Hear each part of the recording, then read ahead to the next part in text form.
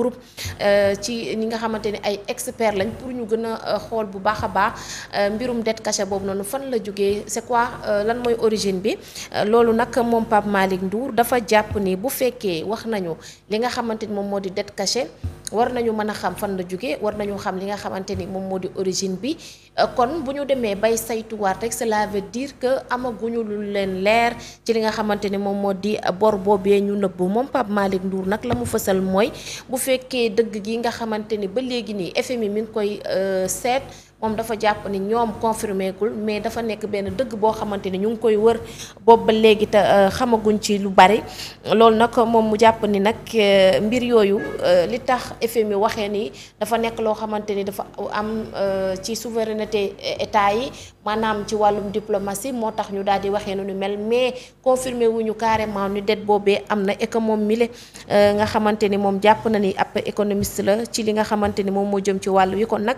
dafa jàpp ni taxawaayu FMI ak kàddu yi nga xamante ni ñoom la yëkkati dañ ko wax rek pour rek wane ni bañ a wax looloo xamante ni dafa safaanoo ak ñi nga xamante ni tey jii ñoom ñoo ñu jiite di gouvernement bi wala sax régime bu bees bi loolee nag mooy kàddu yi ki nga xamante ni moom moo di Pape Malick Ndour alors Ibrahima nan ngay analyser kàddu yi Pape Malick Ndour yi parce que depuis bi ñu gisee ni wala bi ñu yégee ni waa FMI taxaw nañu confirmer li nga xamante ni moom moo di dette bi parce que depuis lors bi ñuy wax dette cachée ñoom li ñuy argumenté mooy dette cachée amul et que FMI confirmé wul ni dette cachée am na et que li muy wër boobu ba léegi cela veut dire que dette cachée googu noonu amul et que mënul nekk là on voit que FMI confirmé na ko mais encore ñu ngi revenir ci mbir mi pour dire que ba léegi nii wax ci leerul yow ban jàngat nga ciy def Ibrahima.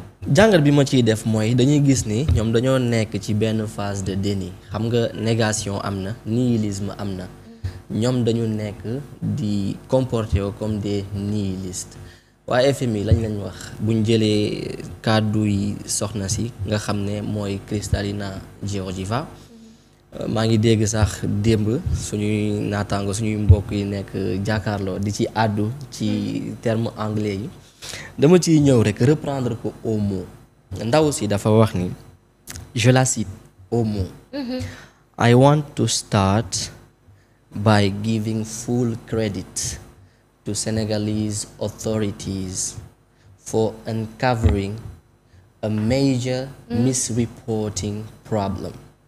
There was that hidden, they brought it to light.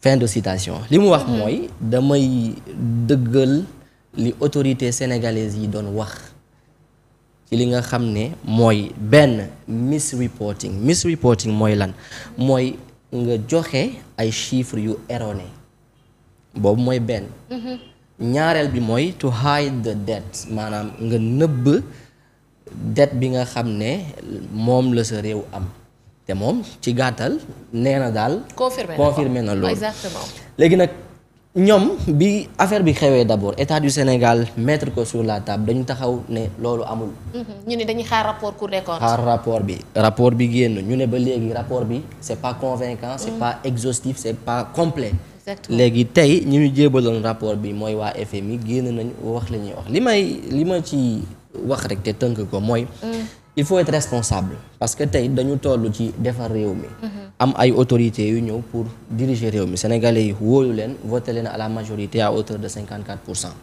li ñu war mooy responsabilité de tout part responsabilité d'abord sociale ñun ñi nga xam ne ñoom lañu jiite ñu am preuve de sérieux boobu ginnaaw bi ñu leen wóoloo jox leen ànd ak ñoom gunge leen ba ñu yegg mais aussi responsabilité du côté de ceux qui ne sont pas d'accord avec eux parce que loolu mënul ñàkk ci biir réew ku nekk mën na am position mais quand même de là à vouloir jeter du discrédit sur des choses même tangibles yoo xam ne mën nañ ko gis mooy li ma wax rek c'est du nihilisme et ku ne il est nihiliste moom kooku bëggatul dégg dara lépp lu ñu wax day naan déedéet lii du dëgg donte sax dëgg baa ngi fi te am na lu am solo li ñu alxuraan di bàyyi loo xel alxuraan dafa wax ni ci suratul baqara wa iza qila lahum aminu kama amana an-nas qalu anu'minu kama amana sufaha ala innahum humu sufaha walakin la ya'lamun yàlla dafa ne ñi gëmul boo leen ne kaay leen gëm ni way gëm yi gëmee ñoom dañ la naan non ñii ce sont des faibles d'esprit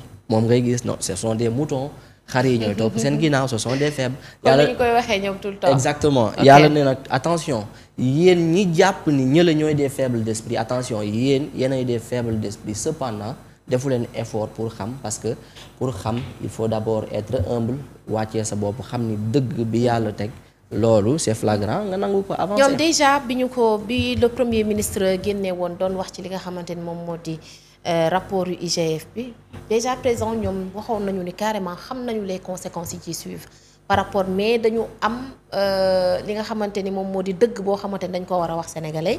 Depuis lors on sent que dëkk bi doxut, metti na, économie bi nee na tëj ci taxaw. FMI dugalul xaalisam ci li nga xamante ni moom moo di ci réew mi, mais dañu continuer ci lancer boobu noonu pour dire que ba léegi ni dette cachée bi am na. li ma ciy wax c'est très simple, FMI du dugal xaalisam ci réew, en tout cas pour le Sénégal, même régime bi fi génn biñ fi nekkee de 2012 à 2019 FMI ISPE la, c'est-à-dire instrument de soutien aux politiques publiques.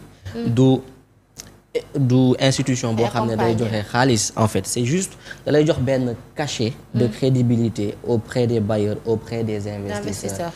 Donc gouvernement bi ñëw ils ont fait un choix, c'est le choix de la vérité, c'est le choix de la transparence. moom la ñu décidé, ñun ñu ngi ciy ànd, ñi ànd ak ñoom ñu ngi ciy ànd, te terewul boo xoolee ci fii bi le forum sur l'investissement ils ont pu mobiliser quand même 13 millions 200. Oui, engagement. Ouais. Mais qui dit engagement dit d'abord quoi? Engagement. Assurance. dañ leen assurer pour ñooñu mën a jël engagement. ñu ñaan yàlla rek. engagement yooyu boobu noonu parce que là Ibrahima on a vu engagement yooyu ba loolu amee ci engagement bi gis nañ ni même la veille wala sax le lendemain gis nañ li nga xam moom moo di Moody's daal di joxe benn note bu très bas. loolu dama ciy damay sawar pour tontu ci. waaw parce que gis nga boo perdre le sens des mots et des contextes. compréhension bi day biaisé. Moody's mooy kan? Moody's c'est une entreprise privée de notation des institutions et des États. bi ñu koy créé kañ la c'était en 1909 kan moo ko créé John Moody fan la nekk États-Unis. boo jàngatee trajectoire Moody's di nga xam ni ñoom li leen tax a jóg c'est pas pour lu doxal réew mi, dañuy wax seen xalaat par rapport à des critères. Justement ces critères là ma ñëw si quels sont tey les critères de notation? Il y a des facteurs qualitatifs, il y a des facteurs quantitatifs. Les facteurs quantitatifs mooy par exemple les agrégats macroéconomiques, la situation économique d'un pays. Les facteurs qualitatifs mooy la réalité wala les réalités yi xew ci dëkk bi. Donc fi ma sa gis benn agent Moody's bu fi ñëw wàcc sur le terrain pour xool les aspects qualitatifs. La réponse est non. Il se base sur des rapports yoo xam ne c'est produit parfois par des gens qui sont subjectifs, dugal ko joxe ay notation. ma waxaat la beneen affaire. Moody's n'a jamais fait long feu, même États-Unis boobu mu jógee. Entre 2005 ak 2008. La crise de 2008, la crise des subprimes. 2005, 2006, 2007 ñoom Moody's ñoo joxe woon notation AA+ aux entreprises américaines yi bëggoon dugg sur tout ce qui est crédit bail, crédit hypothèque, etc. Conséquence 2008 crise des subprimes. Donc pour wax la ni que ñoom seen intérêt moo tax ñuy wax. D'accord. Pour la plupart du temps te day jaadu ñun ñi nga xam ne ñoom la ñuy waxal. ñu xam fu ñuy teg suñu temps. mais seen intérêt boobu noonu ak note yooyu des fois les investisseurs internationaux dañ ci bàyyi xel quand même. mën nañ ci bàyyi xel mais bu ñu xamee les réalités sur le terrain dañuy gën a vigilant. Moody's boobu pour insister encore sur ça. parce que dañuy wax et souvent les gens ne comprennent pas. damay fàttali ni que Moody's en 2021 notamment le 30 mars 2021 ESMA mooy l'autorité de régulation du marché financier de l'Europe d'accord daan à hauteur de 30,1 millions d'euros yi mu waroon fay. li ma la bëgg a wax mooy ñoom dañuy wax parfois lu amul. D'accord. Rien que pour se positionner, rien que pour am du crédit ou rien que pour déstabiliser tout simplement soit des structures ou des États. kon ñu bàyyi ko xel bu baax. parce que notation bi. wàññiwul en rien la crédibilité du Sénégal aux yeux des bailleurs moo waral d'ailleurs nga wax boobu engagement. de financement à hauteur de 13. Alors raison pour laquelle le ministère des Finances juste après mu daal def un communiqué pour expliquer un tout petit peu ce qui se passe pour leeral quand même parce que loolu tamit da ciy bàyyi xel pour ñi nga xamante ne ñoo di les investisseurs.